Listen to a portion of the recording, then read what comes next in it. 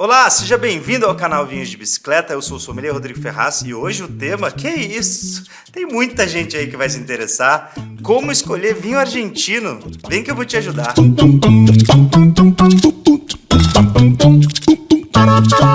E quem está apoiando o episódio de hoje é a marca Insider, uma marca que eu gosto muito. Já falei dela aqui no canal Vinhos de Bicicleta e hoje eu trouxe uma história para você, uma história verídica que aconteceu comigo. Teve uma vez que eu fui convidado para participar de um programa em uma emissora aqui próximo da minha cidade, né? E a gente tinha que pegar o carro e ir até lá. Quando a gente chegou na outra cidade, a gente se ligou que eu tinha esquecido só a camisa que eu ia usar no programa. Eu tava sem camisa. E falei, o que a gente vai fazer aqui, né? Saí uma noite na cidade procurando camisa para usar. A camisa que eu achei era um vinho meio vermelho queimado ali, que se eu suasse uma gota de suor, ia aparecer. E aí esse era o problema, né? E teve uma peça de roupa que me salvou, porque estava na minha mala nesse dia, que era a undershirt da Insider.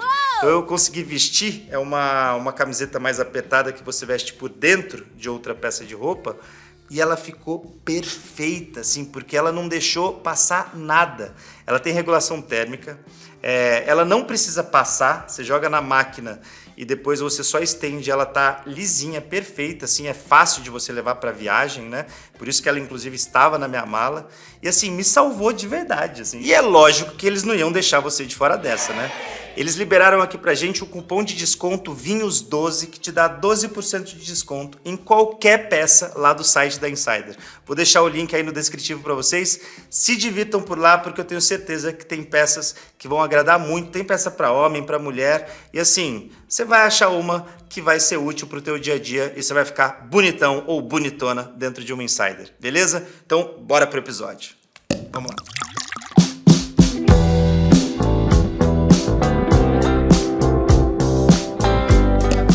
Vamos falar de vinho argentino então? Começando, como é o sistema de regulamentação do vinho argentino? Eles têm algumas palavrinhas lá que já é legal você começar a saber de cara, tá?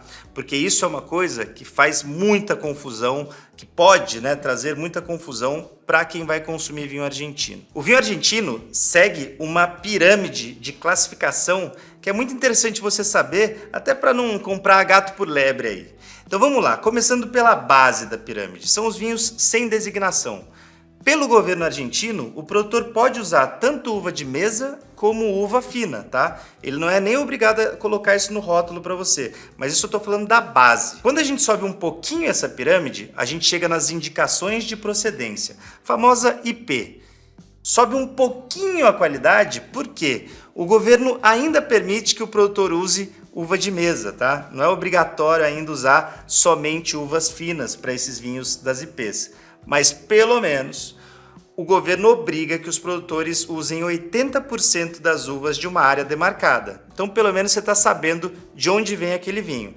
Mas saiba que você pode estar consumindo um vinho que também tenha uvas de mesa, tá bom? Isso é a lei argentina. E ele é obrigado a colocar para você no rótulo a palavra, o termo IP. Se ele fez um vinho IP, ele é obrigado a colocar para você no rótulo. Quando a gente sobe um pouquinho mais essa pirâmide, a gente chega nas IGs, indicação geográfica. Aí sim, é obrigatório 100% de uva da espécie vitis vinifera, ou seja, uva fina, né? Uva de origem europeia. Essas são as IGs. E o legal é o seguinte, que diferentemente lá da IP, que o produtor é obrigado a colocar para você esse termo no rótulo, aqui nas IGs não é obrigatório. Então, normalmente, eles vão aparecer somente como uma menção àquela região, né? Mendoza, por exemplo, é uma IG, tá? Existe a IG Mendoza, mas dificilmente a gente encontra nos rótulos o termo IG. Geralmente, a gente vai ler no rótulo e tá lá, Mendoza. Beleza, o produtor fez, seguindo as regras da IG, sempre usando somente uvas da espécie vitis vinifera, né? Uvas finas, de uvas que são 100% provenientes daquela área demarcada, agora não é mais 80%, agora são 100% das uvas tem que vir daquela área demarcada, e é isso, o produtor não é obrigado a colocar no rótulo. Aí são mais de 100 IGs que existem na Argentina, tá? E elas estão, cada uma delas, atreladas a uma região demarcada específica. E o topo da pirâmide, que aí sim são as regras mais rígidas, onde o produtor tem que tomar mais cuidado com produtividade do vinhedo, com demarcação de território, né? Sempre atrelado a uma sub-região. Aí a gente está falando das DOCs, Denominação de Origem Controlada. Na Argentina, por enquanto, só tem duas, Luján de Cuyo e San Rafael. A DOC, o produtor é obrigado a colocar para você no rótulo, tá? Então ele tem que estar lá escrito a palavra, né? O termo DOC. E isso significa que são os melhores vinhos da Argentina? Não. Não.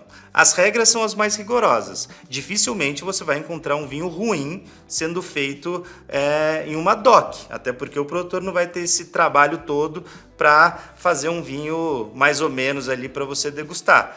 Agora, não é garantia de qualidade, tá? Gosto pessoal não se discute, então é bom deixar isso claro. Mas agora pelo menos você está sabendo como funciona a pirâmide de classificação do vinho argentino. Agora você já está um craque.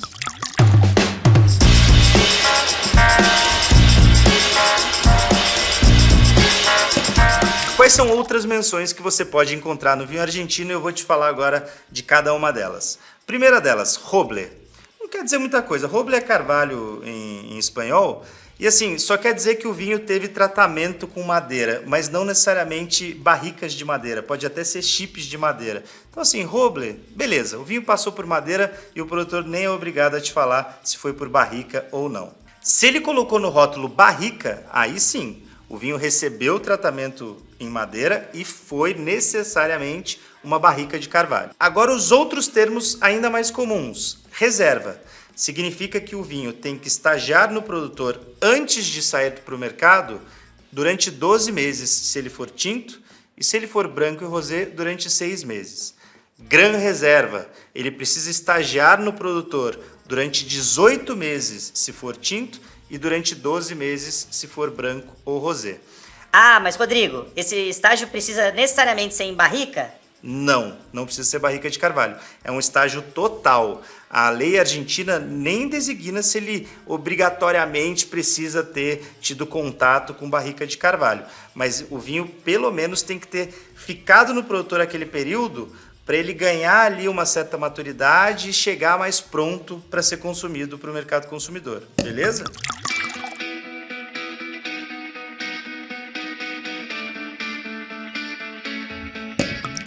Se agora você conhece as principais menções do vinho argentino, vamos conhecer um pouquinho mais a fundo o terroir daquele país, né? Como as uvas são influenciadas durante o seu cultivo.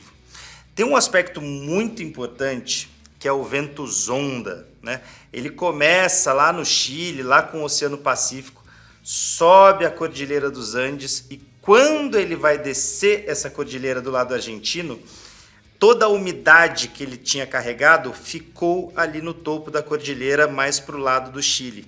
Então, quando ele desce para a Argentina, ele é quente e extremamente seco. Por isso que a gente conhece aí as fotos, né, que vocês já viram bastante aí, foto de Mendoza, aquele clima seco, aquele solo bem drenado ali, né, quase nada de água. Isso é muito por causa da cordilheira. A umidade estaciona ali na Cordilheira dos Andes e não passa para o lado argentino. Poxa, para você ter uma ideia, são cerca de 3.000 horas de exposição solar por ano no terroir argentino. Assim, é muito sol, muito sol. O solo é pobre, então a água ela tem uma drenagem fácil ali e os produtores ficam dependendo da água do degelo dos Andes, né? Por isso que tem os canais lá em Mendoza, que são os canais que eles usam para irrigar os vinhedos. Sem aqueles canais, até construídos pelos indígenas, né, pelos povos originários da Cordilheira dos Andes, não seria possível basicamente a agricultura ali, né, na região de Mendoza, que hoje é uma referência internacional. E tem uma diferença, né? Quando a gente fala de Mendoza, né, que é a principal área ali para a produção de vinhos argentinos, existe uma diferença com relação à altitude também. Se você pega o Vale de Uco, que hoje é considerada uma das principais zonas, se não a principal, né, de produção de vinhos de alta gama dentro da região de Mendoza, ele está um pouquinho mais alto na cordilheira. O que isso impacta? Na verdade é um impacto direto nos vinhos, né, nas uvas principalmente. Se você está mais alto, você tem mais irradiação solar e menor temperatura durante a noite. Porque apesar do ventos-onda ser quente e seco, Durante a madrugada não é um vento quentinho que desce da Cordilheira dos Andes, né? Desce um vento gelado. Então, pelo fato do Vale de Uco estar próximo do cume ali da cordilheira, né? Ele está mais próximo, então vem um ar bem gelado durante a madrugada que acaba refrigerando, resfriando aqueles vinhedos e preservando a acidez dos frutos, preservando o frescor dos frutos. Ao mesmo tempo que durante o dia, essa irradiação solar mais intensa, né, justamente por causa da altitude, vai fazer com que o vinho desenvolva bastante açúcar. Então são vinhos com teor alcoólico elevado, bastante frescor, né, acidez viva ali, e os taninos um pouquinho mais adstringentes por causa dessa falta de calor. Ou seja, vinhos de guarda. Por isso que é comum a gente encontrar vinho de guarda vindo do Vale de Uco, né? Acidez lá em cima, tanino um pouco mais adstringente, que precisa de tempo para amadurecer, e teor alcoólico mais elevado. Beleza? Isso é uma característica do Vale de Uco. Quando a gente pega os outros vales ali de Mendoza mais para a base, é justamente o contrário disso, né? Pelo fato deles estarem em menor altitude, você vai ter menos irradiação solar, ou seja, menor desenvolvimento de açúcares nos frutos, né? Só que ao mesmo tempo você vai ter mais calor, né? Porque você não está mais lá próximo da cordilheira, daquele vento gelado vindo do cume da cordilheira, então você tem mais calor ali na base, isso vai aveludar os taninos, né? Vai amaciar mais aqueles taninos, e ao mesmo tempo você vai perder um pouco do frescor, da acidez. Então são vinhos mais carnudos, mais mastigáveis, esses que são feitos lá no pé da cordilheira, em comparação aos vinhos do Vale de Uco, que são mais elevados, tá?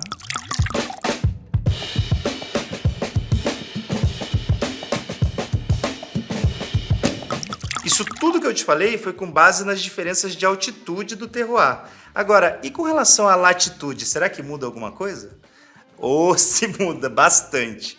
Quando a gente pega as zonas mais ao norte, como Salta, né, muito famoso lá a uva torrontés, alguns Malbecs de Salta também, você tem que ter noção que lá é uma zona praticamente deserta, né? Assim, do ponto de vista de clima mesmo, né? Um clima desértico.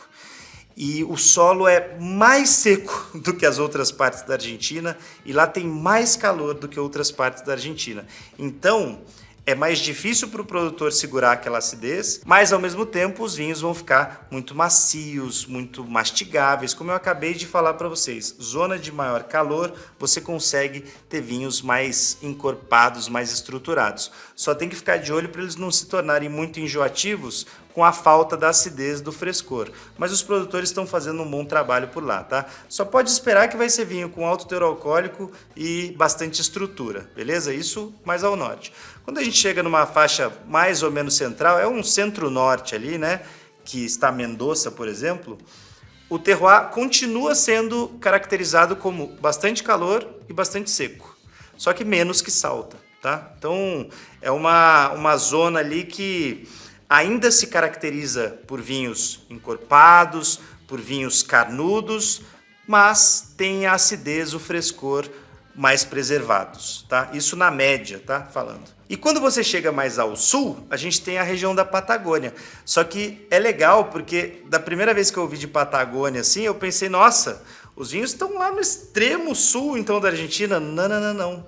Porque lá no extremo sul, além de ter muito gelo, tem muita umidade. E umidade não é legal para vitis vinífera, né? Para cultivo da espécie vitis vinífera. Então a Patagônia, sim, está mais ao sul que as outras regiões que eu falei, mas ali é uma área mais intermediária, vamos dizer assim, da Argentina.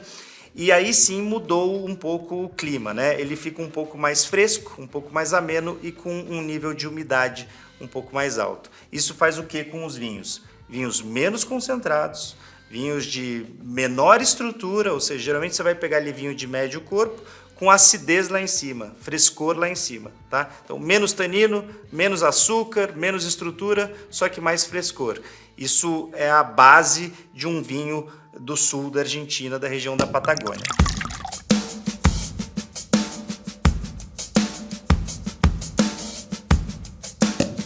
Já sabia tudo isso sobre a vitivinicultura argentina? Acho que tem muita novidade aí, né, para você, porque a gente conhece mais as principais uvas. Só que essa diferença de terroir é extremamente importante para as diferenças que você vai encontrar depois nos vinhos em taça, né? Agora, vamos mencionar aqui as principais uvas, então. Torrontés branca é referência nacional para a Argentina. Ouso dizer que os argentinos devem degustar mais Torrontés do que Chardonnay lá, tá? A gente aqui conhece mais Chardonnay, vindo da Argentina, mas a Torrontés ela é clássica, os argentinos adoram, inclusive põe ela no churrasco, você quer saber. Chardonnay, clássico argentino, e os da Patagônia costumam ser mais refrescantes, mais elegantes, enquanto os de Mendoza e Salta são mais mastigáveis, mais amanteigados, tá? Eles até costumam usar barrica de carvalho para amadurecer o Chardonnay, então fica um Chardonnay bem amanteigadão, lembrando até Chardonnay lá da Califórnia. Isso é comum da gente encontrar aqui no mercado brasileiro. Cabernet Sauvignon, Malbecão tá aqui na minha taça até, né? Malbec é a rainha das uvas argentinas, mas disparada, né? Se a Cabernet é a rainha do mundo, na Argentina a Malbec é a que o bicho pega, né? Eles escolheram a Malbec para ser o principal destaque e deu muito certo. O mundo inteiro é apaixonado por Malbecs argentinos. Esse aqui é até o da linha Vena Vitae, que é o Dama de los Andes Malbec. Vinhaço, tá fazendo um sucesso doido no site da Vinhos de Bicicleta. Quem quiser conhecer, fica meu convite aí. E outras uvas tintas, se a gente citou Cabernet Sauvignon e Malbec, Syrah é bem interessante, bastante plantada por lá. Bonarda é uma uva, olha, muito cultivada por lá e tem feito vinhos muito interessantes. Até já ganhou episódio aqui no canal Vinhos de Bicicleta. Essa casta é bem legal para se fazer vinho tinto um pouquinho mais concentrado. O que mais? E citando por último aqui a Merlot, né, que também faz vinhos interessantes, só que ela costuma ser usada em corte lá para ajudar com relação à acidez, à textura do vinho. Não é tão comum como essas outras que eu citei antes nos vinhos varietais. Até a escola argentina é engraçado, porque a gente encontra vinho de corte lá, mas é muito mais fácil, muito mais comum a gente encontrar varietal, né, com o nome da uva mencionado no rótulo. Isso é um estilo argentino que deu muito certo para eles. Para o mercado brasileiro deu mais certo ainda, porque às vezes a gente tem a referência ali do vinho mais pela uva do que pela vinícola, né, do vinho argentino, e para o resto do mundo deu na mesma ideia, assim. Eu acho que todo mundo acabou aprovando isso, e aí você já fica com aquela referência, né, você sabe mais ou menos o que esperar. Isso eu acho legal, uma coisa da escola argentina que deu muito certo, que pegou, né. Hoje não deu nem tempo de degustar, né, porque o vídeo já foi longo, aí já falei bastante sobre todas as principais características que você precisa saber sobre o terroir argentino. Agora eu te faço um convite, né? Agora é com você. Bora provar vinho argentino e dizer o que você acha. E assim, me conta aí nos comentários de onde você costuma provar, né? Quais são as regiões argentinas que você tem mais gostado, quais são as uvas que você tem curtido mais. Eu vou adorar saber, a gente troca uma ideia aí nos comentários. Se você curtiu esse episódio, deixa seu like aí pra gente, se inscreve no canal e ativa o sininho. Toda quarta-feira tem episódio novo pra você. E é isso, galera. Tem muito vinho argentino bacana no site da Vinhos de Bicicleta. Eu vou deixar o link aí pra vocês se divertirem nas comprinhas, tá bom? Não esquece também do cupom de desconto da Insider, hein? Vinhos12 no site deles. O link tá aí também no descritivo. Até a próxima semana. Que conteúdo vocês querem ver por aqui, hein? Vou adorar saber disso. Coloca aí pra mim. Valeu! Cheers! Até a próxima!